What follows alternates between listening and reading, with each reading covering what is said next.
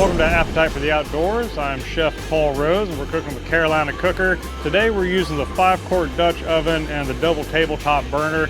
And in this Dutch oven we're going to be cooking our version of baked beans. So what we're going to do is we're going to start off by heating up our oil. Then we're going to go ahead and add in our onion. You're going to want to saute these onions, get them tender. Then you're going to want to go ahead and add in your garlic. Once the garlic is sauteed, you're going to add in your red pepper. You're going to add in your jalapeno pepper. Then we're going to go ahead and add in our cut up bacon bits. While that's sauteing, we're going to hit it with a little salt and pepper. Go ahead and add in our parsley. And we're going to deglaze the pan with a little chicken stock here. Then we're going to put in our sweet with a little heat grilling sauce. Just mix all that up. And lastly, we're going to go ahead and add in our pinto beans. And you're going to want to hit it again with a little bit of salt and pepper. And then we're going to cover it with the lid and let this slow cook for probably about 15 to 20 minutes, and then you should be ready to serve.